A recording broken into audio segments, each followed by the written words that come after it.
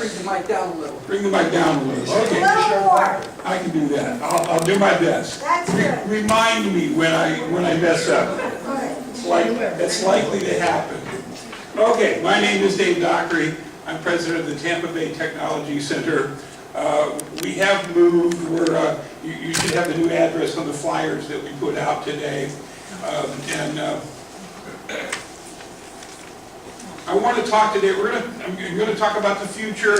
Bad predictions abound. I want you to know when later you look back and you say, boy, that Dockery didn't know a thing. He told us something. It didn't turn out to be true. Here's a couple of famous ones. Despite the trend to compactness and lower costs, it is unlikely everyone will have his own computer anytime soon. That was published by the Wall Street Journal in 1966, okay? And I predict the internet will go spectacularly supernova and in 1996 catastrophically collapse. That was by Bob Metcalf. He's one of the inventors of the internet. So, well, we're at the Tampa Bay Technology Center now. We used to be the Tampa Bay Computer Society. But you know what? We talk to millennials now, and they don't know what a computer is. So it's a changing world. We have our claim to fame. We're at 2189 Cleveland Street. That's at Belcher Commons. That's the combination of where Belcher meets Cleveland Street. We're in Suite 229. We have free computer repair for our members. So it's $50 for yearly membership in our club. If your computer breaks down, I would say don't go to Best Buy, come see us instead. We have 50 training events each month, social media, computers, the internet, all sorts of stuff. And we've added a podcast studio. So we train people, once they have a membership, we'll train them on how to do podcasting and then allow them to use our equipment for free. So if you're aware that podcasting, sometimes they're charging $50 to $65 an hour for studio time. We're a real bargain there, and we have first-class equipment. I also, this is the last advertisement you get from me this morning, but this June 6th, so just in a couple of weeks, it's the 75th anniversary of D-Day, okay? And I do a speech about that. Because I'm just passionate about it. The Allies spent 2 years setting up deceptions to convince the Germans that we were coming from northern... Have her shut off her phone. I did. Oh, okay. But we wanted to convince the Germans that we were coming north at the Pas-de-Calais instead of the Normandy beaches. And that worked, and it worked marvelously. It is considered to have saved 2 million Allied lives that we did that. It is a story better than any spy story you've ever read by John le Carré or somebody like that, and it's all true. And it remained classified for over 70 years, so it's people just don't know about that story now. So I'm going to be doing it twice. Once at the Palm Harbor Library on Wednesday, June the 5th from 5 to 6:30 p.m. And the next time at the East Lake Library, Saturday, June 8th from 2 to 3:30. Anybody's invited and they're free. Just show up. Okay? That's the last of the ads. Everything that we're going to talk about, I'm going to talk about this morning, it depends upon the internet. The internet is what has changed the game for everybody and everything. And so initially we were connecting people on the internet predominantly. Today we're going to connect things. And we're going to connect a lot of things. It's going to make a big difference in our life. It's already making that difference. It's going to get even more profound. I want to give you an example of why the change in speed, what it's going to mean for us. Back in the Reagan administration, he signed a bill that became the Human Genome Project. Worldwide people collaborated to decode the human genome.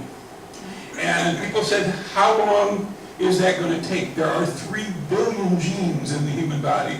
How long will that take? and how expensive will it be? And they said, we're going to do it in 15 years. And I forget the cost. It was an enormous cost. And the naysayer said, you can't do it. It's actually going to be 200 or 300 years before you can do that. Okay, and so they said, okay, but we're going to try. And they got the funding, and this is a worldwide effort, biggest collaboration ever in history, and at that time at least. And so they started to work. Halfway through the project, 7.5 years in, people came back to them and they said, okay, you said you could do this in 15 years, how far along are you? And they said excitedly, they said, we've decoded 1% of the human genome, only 99% to go. Okay? And the people said, see, we told you you couldn't do it. And they go, no, you don't understand. We're right on schedule. We're going to make it. And here's why they said that. They knew at that point that they could double what they were doing every year. So this next year they would do 2%, the next year they would do 4%, the next year they would do 8%, then 16%, then 32%, then 64%. 7 doublings, just 7 years for 100%. Well, they not only finished within 15 years, they actually finished in 13.5 years. They beat that deadline. And the cost came down dramatically. So this is why, I saw history like everybody else. I think, I say everybody else. Maybe a lot of people here were smarter than me, but I wouldn't doubt that. But we tend to view what's going on linearly. Okay? Steps, baby steps, right across the board. What I didn't understand was that it happens in a exponential form. And it was when this was explained to me that it actually happens like this. And what happens is when you get up here, it just scoots along. Well, here's where I'm going to estimate we are with our technology today. When I say our technology, I'm talking medicine, astronomy, physics, mathematics. You say, how mathematics? How can mathematics be improved, you know? Well, I don't know if you're aware, just about 2 weeks ago, they announced that we now have a better way of performing multiplication that speeds it up enormously. So, you know, everywhere, well, they teach me, really. I don't know how they do that, but they claim to do it. So here's the thing. Think of this. As we're creating this curve, we call this the hockey stick, colloquially. If you imagine that astronomy, medicine, physics, mathematics, like I said, all of these technologies are speeding up at a breakneck pace. And what difference is that going to make to us now that we're at the knee of that hockey stick? Well, we consider the knowledge doubling curve. Buckminster Fuller said many years ago that we doubled, up until 1900, we doubled the amount of human knowledge approximately every century. So in other words, if you're summing up everything that humans know and then tracking that, it took 100 years for each doubling to occur up until the beginning of the 19th century. On the average today, we double human knowledge every 12 months. Now, IBM has made a prediction, and sometimes they've missed horribly, but here's their latest prediction, or one of their latest predictions, that the doubling of knowledge by the end of next year will be every 12 hours. Every 12 hours. How could they even say something so ridiculous? That sounds outrageous, doesn't it? Yes, it does. Well, one of the things that's going to happen, oops, I get the wrong, is the Internet of Things projected growth. and we're going to be talking about the Internet of Things for a few minutes, but the Internet of Things are all the devices that we have that we connect to the Internet. Everything that we connect to the Internet has to have an Internet address. And up until just a few years ago, the expectation was we had 4 billion addresses were all that were available. And we thought that would be a gracious plenty at one time. And then all of a sudden, people want to connect garage door openers, security cameras, ring doorbells. Anybody have a ring doorbell here? You're in a closed community, but trust me out there, those of us that don't have that, I get a ring doorbell. If somebody tries to steal packages off my porch, I'll have they may get the package, but I will have a photo of them as they carry my stuff off. So at the end of 2017, there were 15 billion devices. Oh, what we did, because I told you we only had 4 billion available, we changed how the Internet worked. Now we'll never run out of addresses again.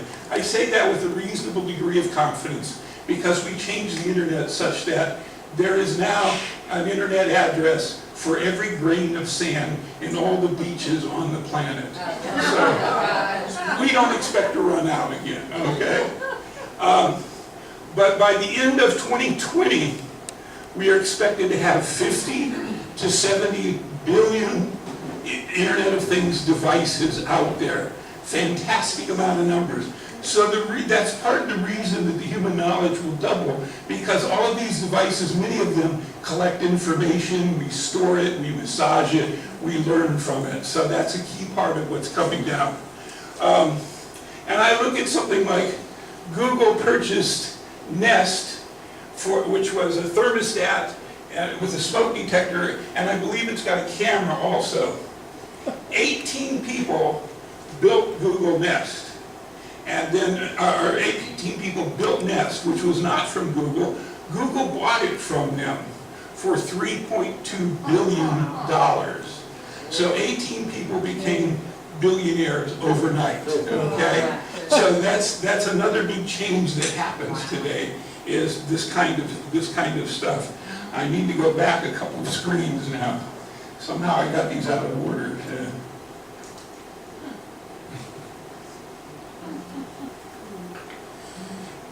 Okay, I'll do this one next.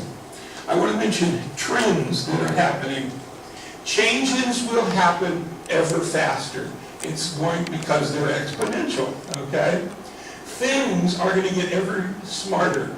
Every electronic device that you have today, I don't care what it is, if it has electronics, your microwave, your oven, your refrigerator, and on and on and on. Every one of them, there are engineers working to say, what can we do to make this smarter? And that's what they're starting to put into them.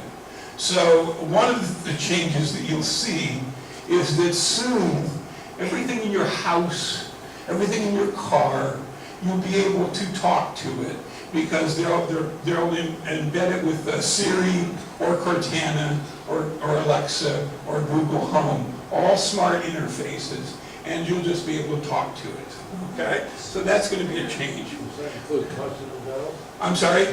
Does that include cussing it out? Yeah. I've been given 2 gifts. I got an Alexa from my wife, and my son now works at Google, and he gave me a Google Home. And they sit side by side. And I taught them both to swear, and then I start an argument with them between the 2 of them. You can't really do that, but I love the picture that brings, you know. We're going to do crowdsourcing and crowdfunding. I'm going to explain one of those in a moment. We have a sharing economy now. We're Uber, Lyft, Airbnb. We're borrowing things and sharing things. It makes all sorts of differences. By the way, the key word that we use today is disruption. The internet, the smartphone, those devices, they cause disruption in business and personal life and so forth. Let me give you a simple example. My son that works at Google lives in San Francisco, and basically in Silicon Valley. And they no longer, one of the things that happened since Uber and Lyft is that they no longer have valet service there. Why? Because people say, why bother go into town and park my car where they're going to charge me $50 because they don't have enough room for parking, when I can just get an Uber and go in and pay an Uber driver. So in the big cities, New York, Chicago, places like that, they're dropping valet service because they don't have enough business to keep them going.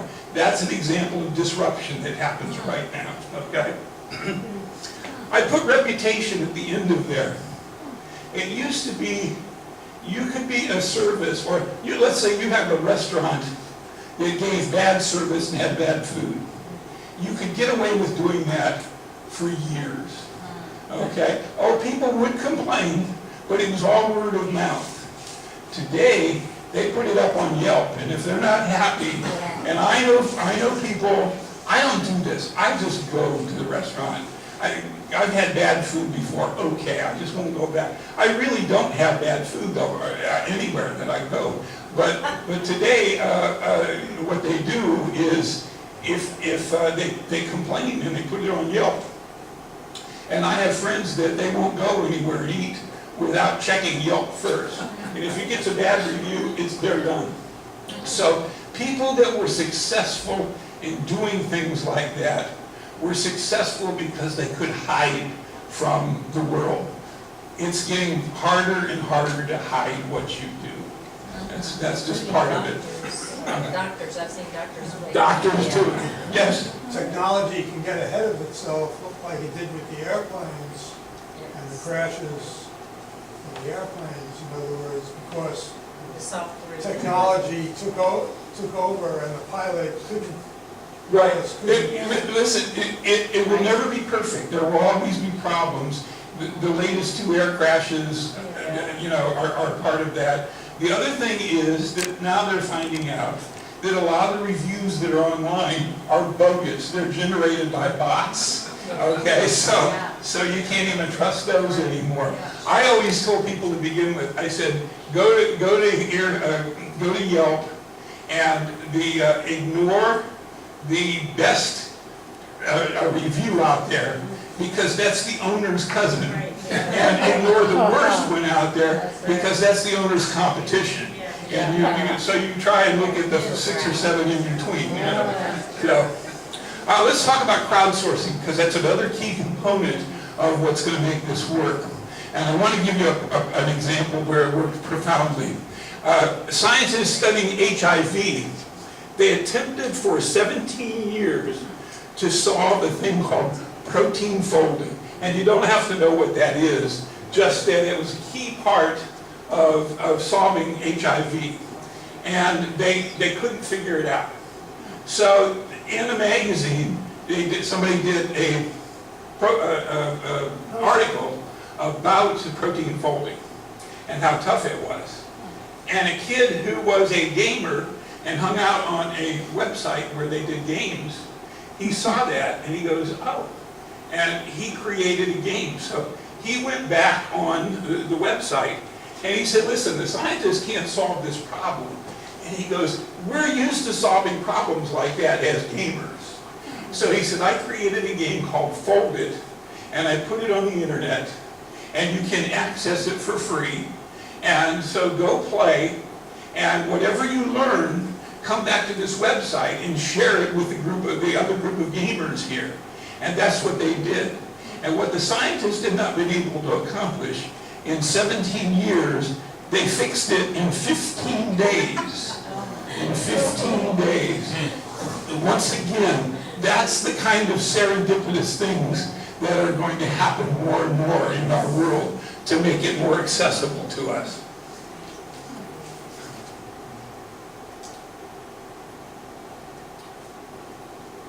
And I think we should be back on track. Okay, Internet of Things. I want to give you a few fast examples. Healthcare. wearable sensors that detect a heart problem. We're developing clothes that you can embed the electronics in the clothing. So imagine a shirt that is able to read your heartbeat and your respiration and all of that stuff. And it detects that you have a coming heart attack. Okay? I believe that technology exists where they can predict that you're headed for a heart attack within about 4 hours. Okay?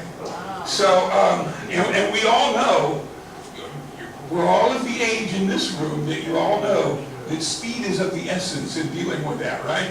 You know that, okay? So imagine the world where your shirt calls the hospital, says Dave's on his way, here's his heartbeat, here's his respiration, here's his vital signs, get prepared to receive him, and they meet you at the door with the gurney, and they transfer you, and they're all set to go for your problem. Imagine that, okay? What a game changer. Building management. Buildings, I was aware of this until I was doing the research.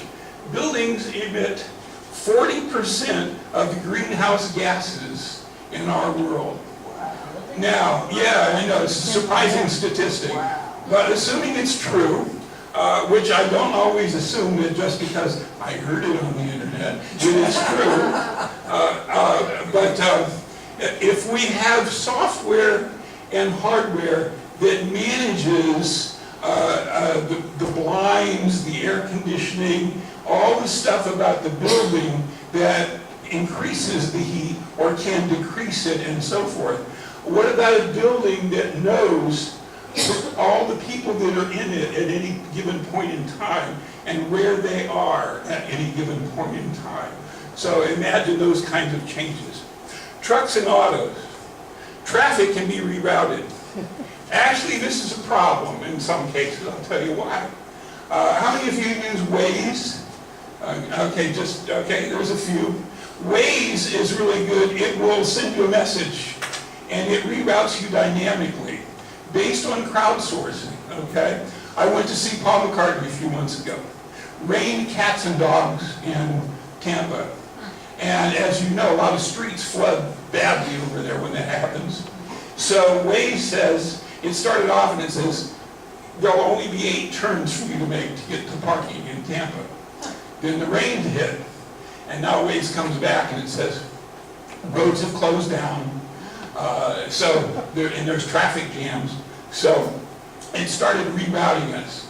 So then it went to, well, there's 23 turns you're going to have to make, and then 28 turns you're going to have to make. But it skirted us around all of these places that didn't work and got us there within a few minutes, okay? Here's the downside. The downside is this.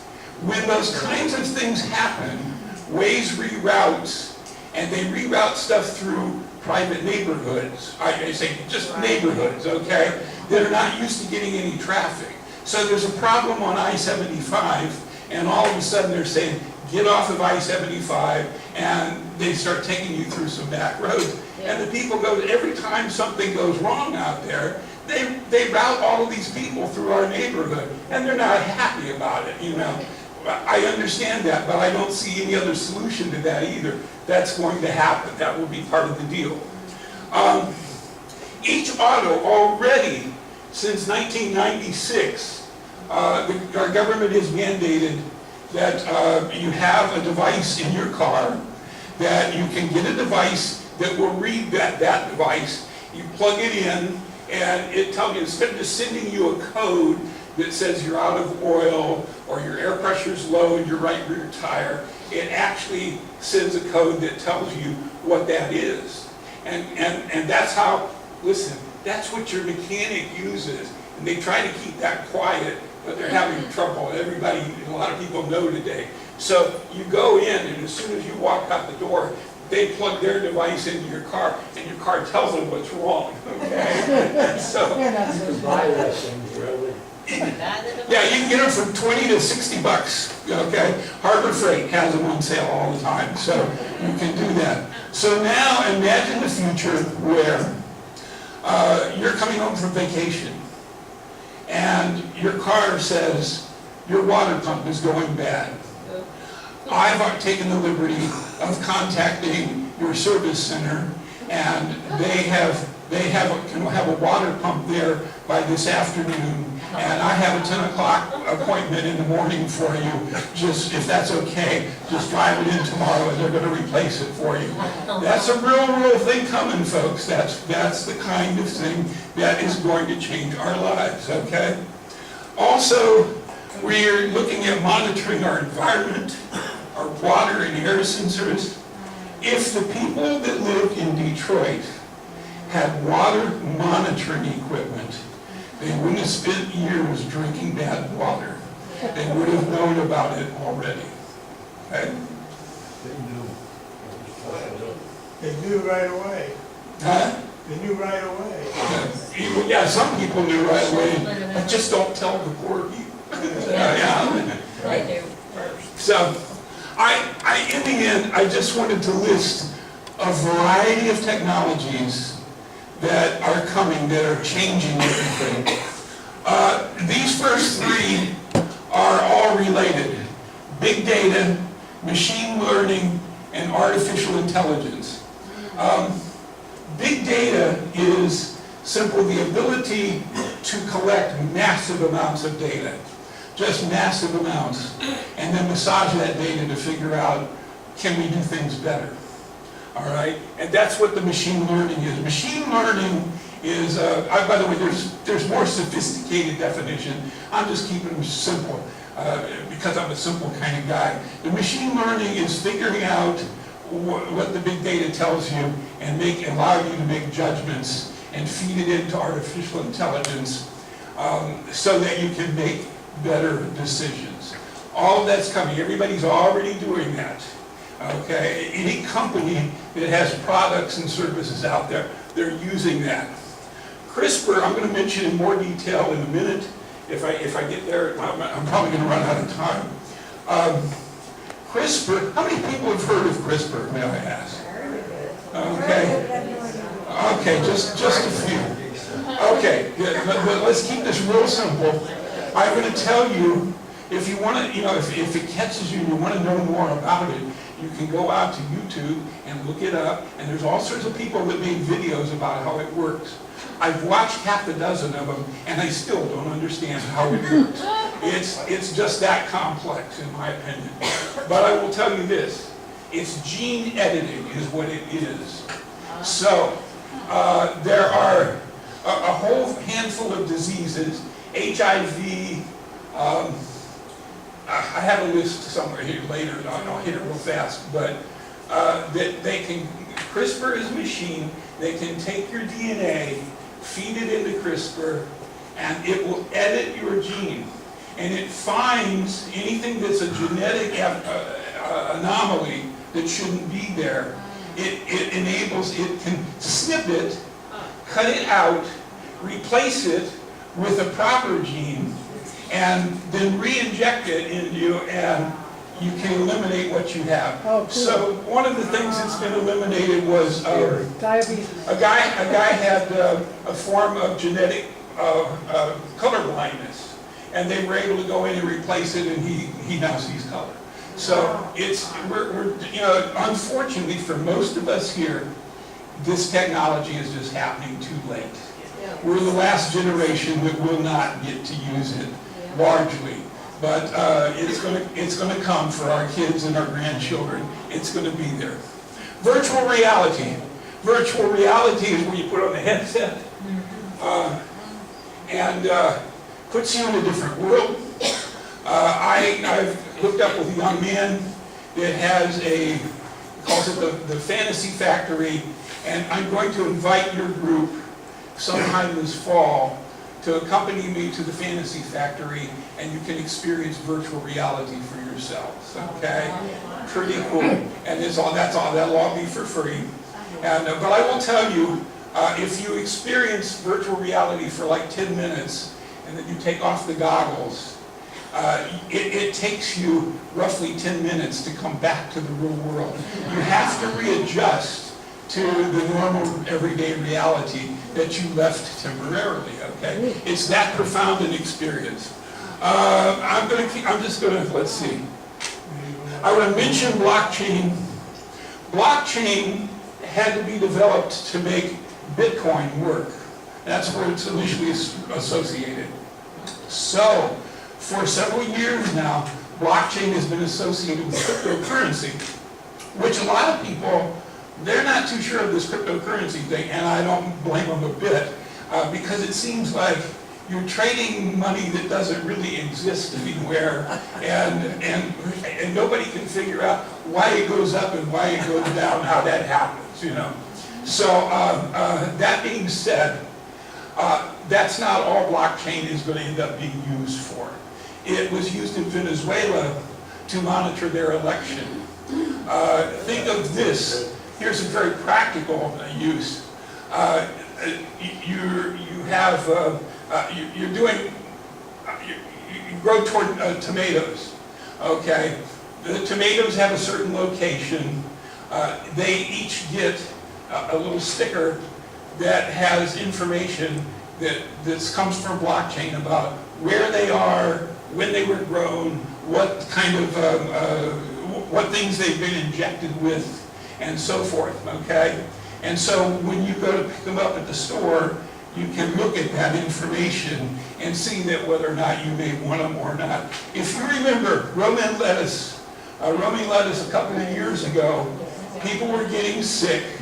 And so what they did, since they didn't know where it came from, they simply stopped a whole bunch of people from getting romaine lettuce.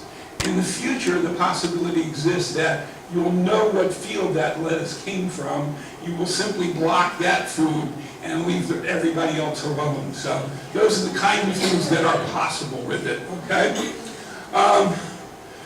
Search intelligence. You know, right now, Google and all these search, Yahoo and so forth, they're good at doing searches of the kind where you say, who won the Academy Award in 1949 for Best Actor? They can do that, no problem. They'll never miss on those, okay? However, if you say, who was president for the most successful financial place ever, no, it can't do that. That requires intelligence that it just doesn't have. However, we're working on it, you know, we may get there. The big change, voice assistants, Siri, Alexa, Cortana, and Google Home. Those are the four main ones out there today. Those are going to start appearing in your microwave, in your refrigerator, in your car. They're licensing them so that you now have somebody, you won't have to be typing something in or looking at a screen. You'll just say, Siri, how do I get to so-and-so? And Siri will look it up and give you directions on how to get there. So those are among the changes that will happen.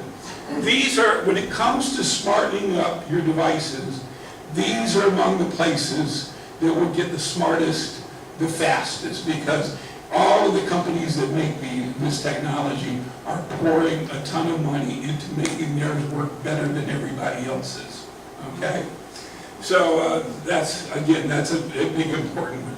I do want to mention, I'm going to go back to artificial intelligence for a moment. There's a manufacturer of the hearing aid, Audible. And Audible claims that they have the first artificially intelligent hearing aid. And they're lying to you, okay? Now, they're saying that if you go look up, I think Consumer Reports just did a report on best hearing aids. And if you look up Audible under that, there is not one mention of artificial intelligence, okay? Now, here's what's happening. I said this earlier, all of our devices are getting smarter, okay? Everything is being imbued with as much intelligence as they can give it. So, so artificially intelligent, they're not. That means something quite different. That's at least 10 years away, probably more. That's the one that general artificial intelligence, that's the one that we have a picture of the Terminator, you know? We don't want that happening here. I would like to think that as we do this, we're going to be very aware of that picture of the Terminator. We're going to do everything to see that our artificial intelligence doesn't get that. I will tell you, I believe that Microsoft put out a bot that was artificially intelligent, and they put it out into the universe to learn, to see how it learned. And they had to pull it off within 24 hours. It got so nasty that they didn't want it out there, you know? So it didn't learn the things they wanted it to learn, and they were unhappy about that. But we live in a society today that people get really kind of mean-spirited, and to me, that's the bad part of it. I don't want to handle that kind of stuff. I'm reached the end of the limit here. Let me take a couple of fast questions and then we'll go. Yes, sir. Yeah, well, we're doubling our knowledge, Dave. The hackers are too. That's true, right? It is, but I'm going to tell you something. The hacker problem, if it gets solved, and I can't guarantee you that it will be, but if it gets solved, it will be solved by the application of artificial intelligence. Because what's going to happen is we'll have intelligence that's much better about looking at that and saying, no, that's crapola, and tossing it. How will that happen? I'm not going to make any guarantees. So, Gord? Yes? I heard Tesla has a car now, if you're parked, like at the far end of the parking lot at the mall, you can talk to your car and say, bring your car up front here. And the car will come up there. Tesla probably does have that. I have a friend that has a Tesla, and I asked him, I said, how much, what's a new Tesla cost? And he said, it's $36,000. And I said, do all Teslas have the artificial intelligence? And he said, no, that's an extra $5,000. And you've had two Teslas that wrecked and killed the driver, okay? And, but overall, I'm going to tell you something, and I believe this to be true. Overall, they're still safer than a regular person behind the wheel. So, seriously. Get it repaired. It's, well, yeah. At some point, if we get comfortable with giving up the keys, we'll see. I'm telling you right now, what we kill roughly 50,000 people a year on the roads. What if through artificial intelligence and auto-responding cars, what if we drop that number to 5,000? Well, you might say, you might quickly rethink that and say, well, it's safer. I knew one guy that said, my wife insists that I get the auto-driving car for us to go traveling, because she would rather that than watch me go over the line and things, the mistakes that we all make through lack of good attention. So we'll have to see. It's, I can tell you that there will be resistance to it, and there will be people like me that I would get behind the wheel of one right now and let it go, because I figure it's going to be probably safer overall. So, okay, yes? Our brain will slow down with this kind of stuff. How will we what? Our brain will go down. Our brain, Oh, use our yes. brain. This is Relax from lack of your use. being. When you I don't necessarily think so. I think they force us to get more creative. The search engine gets better, but I'll tell you what, the search engine gets a whole lot better if I get better at giving it the commands that I want to give it. So I still have to learn. It's not like I just abdicate responsibility and let it do everything. But if I'm not driving, I stay there like that. Yeah, that's right. You're supposed to stay behind the wheel at the moment, so. We've already had we've had at least 2 instances that I'm aware of, that the car's traveling down the road 70 miles an hour, the driver is drunk, he's passed out, the Tesla is driving him home. And that's what, unfortunately, this guy that I know, I sit with him at a Sunday meal where he drinks 6 bottles of wine, six glasses of wine, and he's too drunk to be on the road. But he's not worried because he's going to get behind the wheel of his Tesla and it's going to take him home. You know, and I go, he says, you want to ride? I go, not today. Not with you like this. But if Tesla is going, I stay with vodka like that. Yeah, there you go. By the way, what you're only beginning to see now is on YouTube, there are now accidents that Tesla avoided. So that's, and like one guy said, somebody opened the door of their car, the Tesla responded immediately, pulled right, went around, pulled left, went around and came back.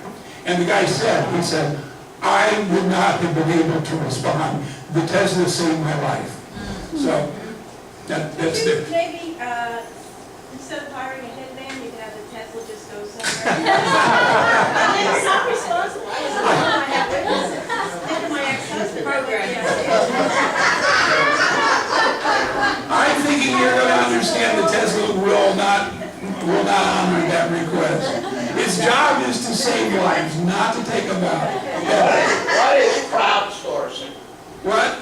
What is crowdsourcing? Crowdsourcing is where you use the wisdom of the crowds to solve a problem. Remember the thing where the people solved the thing that the scientists were looking for in 17 years, and they solved it in 15 days. They did that because they collaborated with the crowd. That's what it was. And we had a show about that, which unfortunately took off the air because the hero of the show was caught in the Me Too movement. You know? Oh, okay, thanks. Yes. Also, in traffic conditions, crowdsourcing is used, because people tell Wave, or whatever it is, what the conditions are. That's how it's found out. And so it reroutes other people around, let's say, an accident. Yeah, I'm sorry. I should have been clear about that. Waze works better because the crowd gives feedback, okay? So it saved me from 2 tickets. I was driving to Tampa. Both times I was speeding, not bad, but speeding a bit. And all of a sudden Waze said, 2 miles down the road, there's a cop. And so I was able to slow down and wave to him while I was going by. We used to flash the lights. Yeah. Oh, but see, today in some states, if you flash the lights, they'll nail you for that. So you're not allowed. Yes. I have a weird question. Who in here has not been to the International Marketplace Plaza Mall over in Tampa? Who has not been there? Just so you know, there is a Tesla dealership in there. Oh, On the okay. far back of it, there's this white SUV that has white leather seats. And I asked, well, what's the price? They said, well, what's this? They said the starting price is $80,000 on this. And I just went there to sit in it. I said, well, what's the ending price? They said $160. Yeah. So that's how much the accessories are you can buy. So if you ever get to go to that plaza, you'll find on the far end of it, the Apple store. Behind the food court, you'll find the Microsoft store. They give free classes on everything there. You can just log on online and see what you're doing, and you're welcome to sign up and go. And everything's free, so you find something that pertains to you. It's really a neat experience, something to do when you're bored, especially on a hot day where you can't go outside. I was impressed with the Apple store over there. There's these young people, you know, they're 23 years old, and I couldn't get something to work on my iPhone, and I finally, my wife says, you better give it up, you tried, you need to go. So I went in there, and I get this 23-year-old girl that takes me by the hand, and you know, and then they fixed my problem that I've been struggling with in about 45 minutes, so, you know, and for no charge. Pretty awesome, very busy place, and these kids are very sharp, you know. That's part of the new generation. I'm never going to be that sharp. That doesn't exist. I'm a poker fan, and I used to play 7 stud when I played, and now they play Texas Hold'em. And I remember when these kids started playing on the internet, and they came in, and Amarillo Slim and some others said, those kids, they're not going to be able to play Texas Hold'em for several years. And that very year, Chris Moneymaker won the gold bracelet, and the very first year, he was 23, I believe, okay? And I watched them play, and they learned a whole new brand of poker, and the old guys just don't hold up anymore. It's nothing like watching a 26-year-old kid bet $200,000 on a pair of sixes. I go, where do you get the moxie to do that and do it well? So it's changing us. All of these things are changing us. Listen, you've been a wonderful audience. I hope you had fun with it. Have a good day.